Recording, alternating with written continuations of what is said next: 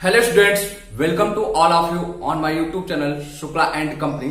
बेटा आज हम अपना कंपनी अकाउंट का एक एक्स्ट्रा क्लास करने जा रहे हैं। जैसा कि हम आपको बताए थे कि कुछ चेंजेस हैं जो कंपनीज एक्ट 2013 एंड 1956 में डिफर करते हैं और वो आपके लिए इंपॉर्टेंट है। जैसे कि हम कहें कि आपके एग्जाम में पूछ सकता है। अब याद रखिएगा, आप ये मत सोचिएगा कि जो 1956 की बातें थी वो आपसे नहीं पूछी जा सकती। बीएचयू एंट्रेंस एग्जाम में आपका 1956 या 2019 दोनों में से कुछ भी पूछा जा सकता है इन टॉपिक्स पे जो हम आपको बताने वाले हैं। तो हम आइए उस टॉपिक पे बात करें। उससे पहले आप क्वेश्चन सुनिएगा जिसका आपको कमेंट बॉक्स में आंसर देना है। Sources of buy back of shares means अगर company buy back of share करना चाहती है तो उसके लिए सोर्सेज कहां से हैं, कहां से फंड वो यूज कर सकती है। फिर हम कहें कि बाई बैक जब करती है शेयर का कंपनी तो वो कितना परसेंट किया जा सकता है, मींस टोटल इशू का कि कितना percent share by back company कर सकती है। ठीक, अब हम आते हैं आज के टॉपिक पे। जो हमारा टॉपिक है कि देखिए कि अगर हम कहें कि पास्ट का मतलब यहाँ पे आप ध्यान दीजिएगा 1956 एंड करंट जब हम बात करते हैं तो 2013। आपको पता है 2013 में कंपनीज एक्ट में बहुत ज्यादा चेंजेस हुए जिसके अकॉर्डिंग अब हमारा कंपनीज एक्ट जो बोला जाता है इंडियन कंपनीज एक्ट 2013 चल रहा है। तो अगर हम प्रीमियम की बात करें कि प्रीमियम का जो सेक्शन पहले था तो वो आपका 78 था। करंट में आपका जो सेक्शन चल रहा है 52 चल रहा है। अगर हम डिस्काउंट की बात करें तो डिस्काउंट का पहले का सेक्शन था 79, करंट में आपका चल रहा है सेक्शन 53। अगर हम डिवेंचर रिडम्पशन रिजर्व की बात करें तो पहले आपका 50% होता था, अब जो है वो 25% हो चुका है। और अगर इससे भी लेटेस्ट हम बात करें तो वो आपका चल रहा है 10%। ये 2019 में गवर्नमेंट के द्वारा बजट में प्रपोज किया गया। ठीक है, तो एक 10% चला, लेकिन आप इसको याद रखिएगा 10% बहुत रेयर चांस है आपसे पूछा जाए। ठीक, फिर अगर हम बात करें profit and loss and balance sheet के फॉर्मेट के बारे में तो अब आपका statement of profit of the loss या बैलेंस शीट का फॉर्मेट जो है पहले जो था शेड्यूल 6 में दिया गया था, अब शेड्यूल 3 में कर दिया गया है। और अगर हम बैलेंस शीट की बात करें तो शेड्यूल 6 या 3 दोनों में एक पार्ट 1 में था एंड अगर प्रॉफिट लॉस की बात करें तो दोनों में ही पार्ट 2 में एक्सप्लेन किया गया।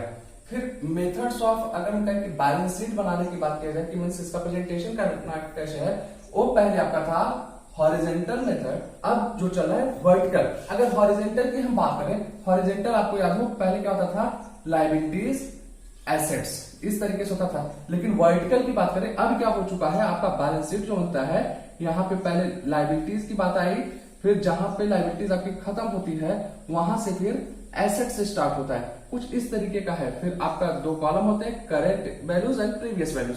ठीक, फिर उसके बाद हम बात करें अगर डिस्काउंट पे तो करंट में जो बात चल रही है डिस्काउंट की, only sweat equity shares issued to directors और employees for their services. Means अब जो डिस्काउंट पे शेयर इशू की बात आती है वो सिर्फ डायरेक्टर और एम्प्लॉइज को इशू किया जा सकता है, जनरल पब्लिक को नहीं किया जा सकता।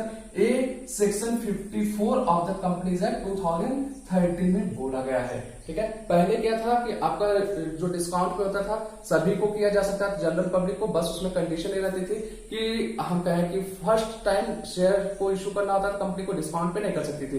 एटलीस्ट 1 ईयर कंप्लीट होना चाहिए और वो शेयर फ्रेश नहीं रहता था, मींस जो ऑलरेडी इशूड शेयर रहते थे उन्हीं को डिस्काउंट पे किया जा सकता था। ठीक, तो ये आपका हम कहें कि जो इंपॉर्टेंट चीजें हुई उस पर हम बात करते हैं। अब आगे हम चलते हैं कि अदर टॉपिक्स पे कि जो हमारा सबसे ज्यादा प्रॉब्लम होता है, हम कहें कि आपको कि जो शेयर फॉर फ्यूचर करना, री इशू करना एंड कैपिटल रिजर्व से रिलेटेड, उस पर हम आपको बात करने वाले हैं कि उस पर आपको दिखाते हैं कि कैसे वो क्वेश्चन सॉल्व किए जाते हैं, क्योंकि उससे रिलेटेड क्वेश्चन आपके आते हैं। कि जैसे हम एक क्वेश्चन फॉर्म कर लेते हैं, मान लीजिए कोई कंपनी है, ठीक है, और 200 शेयर, हम किसी एक पर्टिकुलर शेयर होल्डर की बात करते हैं, उसका जो रेट था 10 रुपीज और 10 में हम बोले कि इसका बाइफर्केशन कैसा था, ये देखिएगा 2 rupees application, 3 rupees allotment, 2 rupees first call, 3 rupees final call. ठीक, एक मतलब कंपनी ने बहुत सारा शेयर इशू किया था, मानते हैं 1 लाख, लेकिन उसमें से एक शेयर होल्डर थे जिनके पास 200 शेयर था, जिसका प्राइस शेयर का था आपका 10 रुपीज का फेस वैल्यू था, और उस पे allotment application 2 rupees, allotment 3 rupees, first call आपका 2 rupees, final call 3 rupees.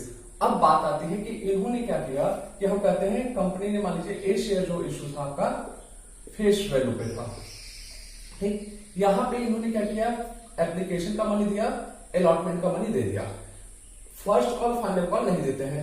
Company ने डिसाइड किया इनके शेयर को फॉरफिट करने का, ठीक। तो अब अगर इनका शेयर हम कहें कि फॉरफिट किया जाता है तो फॉरफीचर की एंट्री क्या होगी वो आप देखने की कोशिश कीजिएगा, ठीक है। तो हमने आपको बताया था शेयर कैपिटल अकाउंट डेबिट, तो अनपेड कॉल्स की हम बात करते थे। अनपेड कॉल्स कौन सी है, फर्स्ट कॉल है, फाइनल कॉल है। तो share first call account to share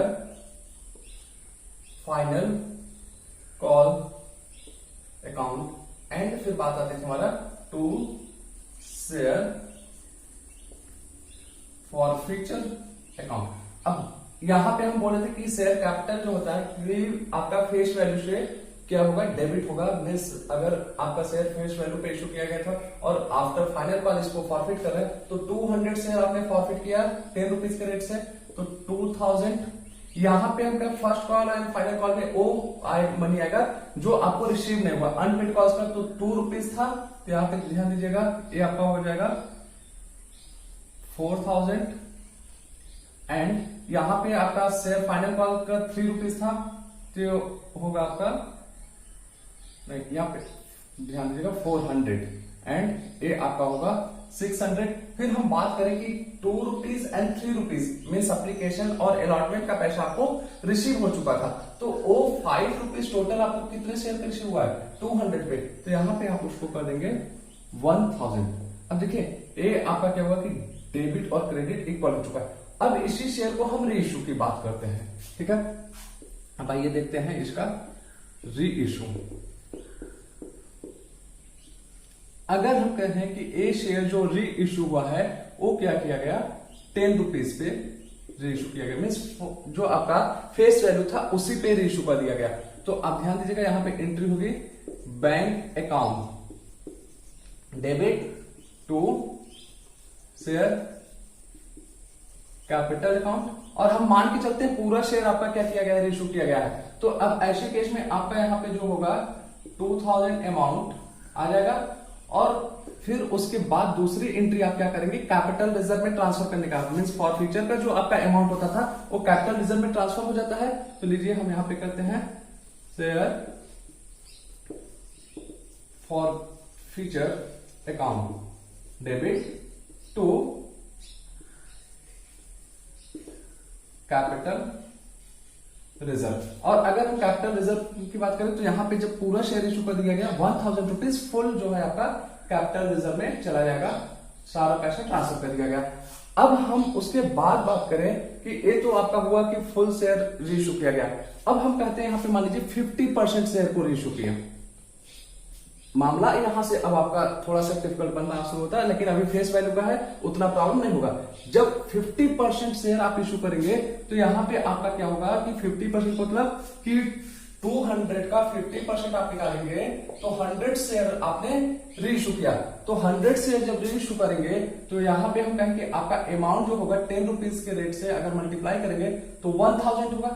अब कैपिटल रिजर्व में जब अमाउंट ट्रांसफर करने की बात आती है, हमने आपको बताया था कैपिटल रिजर्व में उतना अमाउंट ट्रांसफर होगा जितना शेयर आप री इशू कर चुके, मींस प्रोपोर्शनेट होता है। तो अगर हम कहें कि 50% शेयर री इशू किया गया वो फेस वैल्यू पे, तो इसका भी आप आसानी से 50% कर दीजिए, क्योंकि यहाँ डिस्काउंट वगैरह की बात है नहीं, तो आप डायरेक्ट यहां से 50% लगाइए और ये आ जाएगा आपका 500 रुपीज। ठीक, ये आपका ट्रांसफर हो गया 500 रुपीज। अब यहीं पे हम बोले कि अगर एक प्रीमियम पे इशू हुआ था तो आप यहाँ पे टू सिक्योरिटी प्रीमियम रिजर्व कर देते हैं। ठीक है, अगर फॉर एग्जांपल 200 प्रीमियम पे रहता, 200 यहाँ पे एंड 200 यहाँ पे हो जाता, मींस 1200 हो जाता और इसमें कोई चेंजेस नहीं आता। ठीक, प्रॉब्लम कब आती जब हम कहें डिस्काउंट की बात आती। अब इसी चीज को हम आपको दिखाते हैं कि अगर शेयर को री इशू किया गया है डिस्काउंट पे। ठीक, अब देखिए अगर हम कहें कि 10 रुपीज का शेयर था, उसको आपने क्या किया 2 रुपीज डिस्काउंट पे किया, तो आप कितना हुआ 8 रुपए पे री इशू कर रहे हैं। ठीक है। तो अब चलते हैं यहाँ पे, हम देखते हैं क्या होगा। तो आपको पता होगा कि जब रीइशू हम डिस्काउंट पे करते हैं तो हमने आपसे बताया था कि शेयर फॉर फ्यूचर को डेबिट कर देंगे उतने अमाउंट से जो डिस्काउंट का होगा। तो share forfeiture account debit to share capital. अब देखिए शेयर फॉर यहाँ पे आपका 100 शेयर रीइशू हुआ है 8 रुपीज के रेट से, तो 800 रुपीज। फिर हम कहें कि 200 आपका डिस्काउंट हो जाएगा 100 शेयर पे 2 रुपीज एंड 1000 यहाँ पे आ गया। अब बात आती है कैपिटल रिजर्व की। तो कैपिटल रिजर्व के लिए आपको हम याद करेंगे फॉर्मूला बताए थे कि मीन्स कैपिटल रिजर्व की नंबर ऑफ शेयर फॉरफिटेड, जितना मतलब जो री इशू कर रहे हैं उस टाइम की अगर हम बात करें नंबर ऑफ शेयर री इशूड, तो यहाँ पे आप कितना कर रहे हैं 100 share multiplied by amount forfeited पर शेयर। तो अगर हम कहें कि 200 शेयर पे आपने 1000 अमाउंट फॉरफिट किया तो पर शेयर कितना फॉरफिट किया था ये आप कैलकुलेट कर सकते हैं।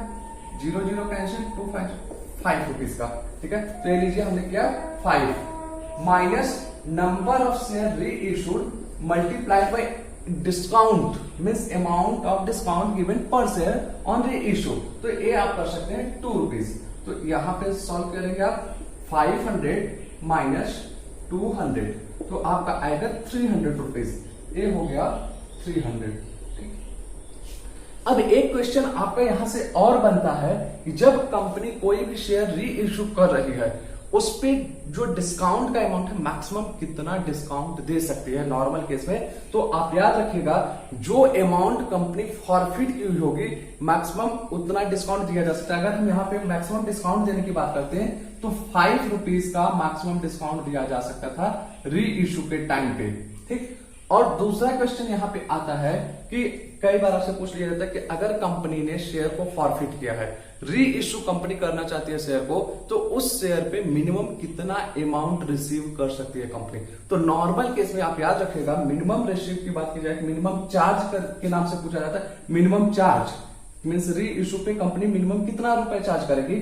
तो जो अमाउंट आपको नहीं रिसीव हुआ होता है उस अमाउंट को हम कह सकते हैं कि मिनिमम कंपनी चार्ज करेगी। तो यहां मान लीजिए 5 रुपए है तो 5 रुपए, या हम कहें कि कंपनी को हम कहें 4 रुपए रिसीव हुआ था 6 रुपए नहीं रिसीव हुआ था, ठीक है। तो ऐसे केस में कंपनी मिनिमम जो चार्ज करेगी 6 रुपए का करेगी। फिर यहीं पे थोड़ा सा और हम उस चीज को चेंज करते हैं कि अगर कंपनी ने शेयर क्या किया कि जैसे आपका 4 रुपए पहले रिसीव हो चुका था, 6 रुपए कंपनी को अभी बाकी था लेना, लेकिन हम कहें कि अगर यही शेयर आपका री इश्यू जो किया जा रहा है 10 रुपए का शेयर 8 रुपए पे मीन्स 2 रुपए डिस्काउंट दे दिया गया। तो अब इस केस में अगर हम आपसे पूछें कि कंपनी मिनिमम कितना अमाउंट यहां पे ले सकती है, तो आप ध्यान दीजिएगा कि इस 6 रुपए में से 2 रुपए डिस्काउंट चला गया है तो बचा कितना 4 रुपए। मीन्स कंपनी अब क्या करेगी 4 रुपए मिनिमम चार्ज करेगी। 4 रुपए तो ऑलरेडी उसको मिल चुका था, तो मीन्स हम कि मिनिमम कितना चार्ज कर सकती है कंपनी यहाँ पे, तो वो चार्ज करेगी 6 रुपए की बात आएगी, ठीक। अब इसी चीज को हम आगे और आपका ले चलते हैं कि मीन्स यहाँ पे शेयर इशूड एट प्रीमियम की बात करते हैं। आई होप आपको चीजें समझ में आ रही होंगी। ये सारे क्वेश्चंस आपके एग्जाम में आते हैं यहां से रिलेटेड मीन्स जो for future and re issue, ठीक।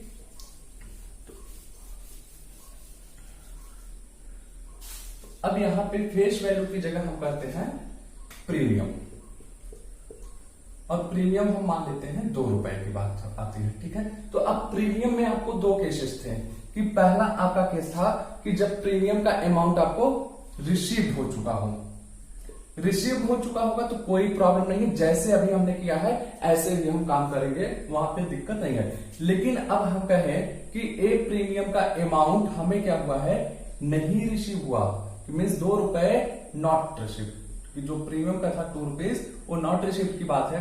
तो अब यहां पे क्या होगा कि ये सारे एंट्रीज तो आप करते रहेंगे, लेकिन कि अब करना क्या होगा वो देखिए ध्यान से।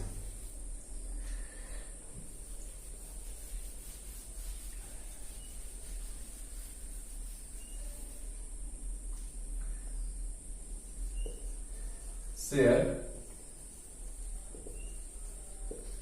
Capital account debit. अब आपको ये भी ध्यान दीजिएगा कि हम बताए थे कि प्रीमियम का अमाउंट जनरली हमारा कहाँ पे माना जाता है, अगर क्वेश्चन में कुछ दिया हो वो अलॉटमेंट पे माना जाता है। ठीक है, तो हम यहाँ पे भी वही मान के चल रहे हैं कि मीन्स अब ऐसे केस में क्या होगा, आपको अलॉटमेंट का मनी नहीं रिसीव हुआ, फर्स्ट कॉल का नहीं रिसीव हुआ, फाइनल कॉल का नहीं रिसीव हुआ है। ठीक, तो यहाँ ध्यान दीजिएगा प्रीमियम जब आपको रिसीव नहीं हुआ रहता है उसके केस में हम एंट्री बताने चल रहे हैं फॉरफीचर की। तो पहले share capital account debit to share allotment account to share first call account to share final call account and to share forfeiture account. अब एक चीज ध्यान दीजिए, प्रीमियम का जब रिसीव नहीं हुआ है, हमने आपको बताया था ऐसे केस में सिक्योरिटी प्रीमियम रिजर्व को हम क्या करेंगे, debit security premium reserve account debit करेंगे। अब अमाउंट फिल करने की बताए तो हमारा जो फेस वैल्यू से अमाउंट था यहाँ पे आ जाएगा टोटल कि वो आपका हो जाएगा कि 2000 रुपीज, प्रीमियम 2 रुपीज था 200 शेयर पे, तो ये हो गया हमारा 400। अब हम अगर आपसे बोले यहाँ अलॉटमेंट का पैसा कितना रहेगा, 3 रुपीज अलॉटमेंट का प्लस 2 रुपीज प्रीमियम का, तो 5 रुपीज। तो शेयर अलॉटमेंट का जो पैसा आपको नहीं मिला होगा 5 रुपीज नहीं मिला 200 शेयर पे, तो दैट मीन्स ये आपका हो गया 1000 रुपीज। ठीक, तो मीन्स यहाँ पे याद रखिएगा जब फॉरफिल करते हैं तो जो अलॉटमेंट क्रेडिट किया जाता है उसका अलॉटमेंट का मनी प्लस प्रीमियम दोनों इंक्लूड करके किया जाएगा अगर प्रीमियम आपको रिसीव नहीं हुआ है। फिर हम बात करें फर्स्ट कॉल का, तो यहाँ पे ध्यान दीजिएगा 400, फिर हम कहें कि फाइनल कॉल का 600 एंड शेयर फॉरफीचर में हमारे पास क्या हुआ 2 रुपीज रिसीव हुआ एप्लीकेशन का 200 शेयर पे, तो लीजिए 400। अगर आप डेबिट क्रेडिट इक्वल करना चाहें कर सकते हैं, 1000 प्लस 400 1400 600 2000 प्लस 2400 और 2400 यहाँ पे डेबिट में आपका है, ये इक्वल हो गया। अब इसके री इशू की हम बात करें तो यहाँ पे भी जो आप री इशू कर सकते हैं वो par value premium and discount. Par value premium and discount का हमने अभी आपको केस दिखाया कि मैं जो री इशू की केसेस कर रहे थे हम उसी तरीके से री इशू यहाँ पे कर सकते हैं। ठीक, अब फिर भी हम आपको दिखा देते हैं एक एंट्री, नहीं तो कंफ्यूजन आपको होगा। री इशू मान लीजिए हम करते हैं इसको फेस वैल्यू पे, ठीक है। तो अब देखते हैं यहां पे entry bank account debit to share capital account, ठीक है। अब शेयर कैपिटल करिए और मानते हैं पूरा शेयर हम री इशू किए हैं, तो यहां पे आपका हो जाएगा 2000 और हम बोले कि कैपिटल रिजर्व में हमारा ट्रांसफर करने के बताए तो शेयर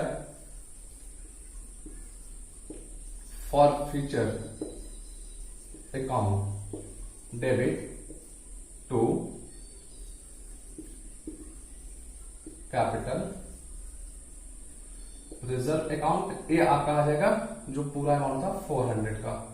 ठीक, अगर हम कहें कि यहाँ पे शेयर आपका जो था कि प्रीमियम पे इशू किया गया होता तो यहाँ पे आप कर देते हैं टू सिक्योरिटी प्रीमियम, जो भी अमाउंट प्रीमियम का रहता वो प्रीमियम का यहाँ पे बैंक अकाउंट में ऐड हो जाता।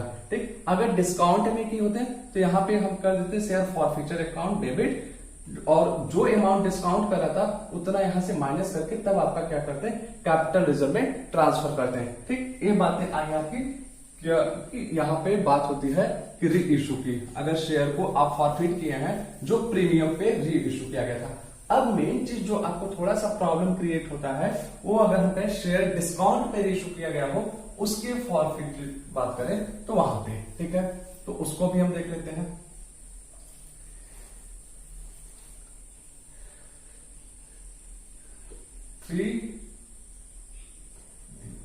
इसको करते हैं 2 3 मीन्स 2 रुपीज एप्लीकेशन, 3 रुपीज आपका अलॉटमेंट, 2 रुपीज आपका first call, 3 rupees final call. अब यहाँ पे कोई ये नहीं क्वेश्चन पुट करेगा सर कंपनीज एक्ट 2000 के अकॉर्डिंग शेयर तो डिस्काउंट पे इशू नहीं किया जाता, तो आप क्यों बता रहे? हम आपसे बोल चुके हैं कि आपको दोनों चीजें जाननी है कि जो पहले था और जो अब क्वेश्चन आपका दोनों तरीके से बन सकता है। प्रीवियस कंपनीज एक्ट के अकॉर्डिंग मीन 1956 के अकॉर्डिंग भी आपका क्वेश्चन पूछा जा सकता है इस पॉइंट पे, तो आपको याद होना चाहिए। तो अगर हम यहाँ पे बात करें कि मान लीजिए जो डिस्काउंट था 1 रुपए का था, ठीक है, 1 रुपए का डिस्काउंट रहा है, ठीक। और यहां पे जब हम कहें कि कंपनी शेयर फॉरफिट करने जा रही है, केवल और केवल एप्लीकेशन में ही कंपनी को रिसीव हुआ था, ठीक है, और यहां पे मिला नहीं allotment, first call and final call, ये नहीं मिलता है। तो अब करेंगे क्या इसकी एंट्री, ये ध्यान दीजिएगा। अगर हम बोलेंगे जब डिस्काउंट पे था तो अलॉटमेंट का जो 3 रुपीज दिया है उसमें 2 रुपीज आपका अलॉटमेंट का था और 1 रुपीज जो है वो किसका है, डिस्काउंट का है, ठीक।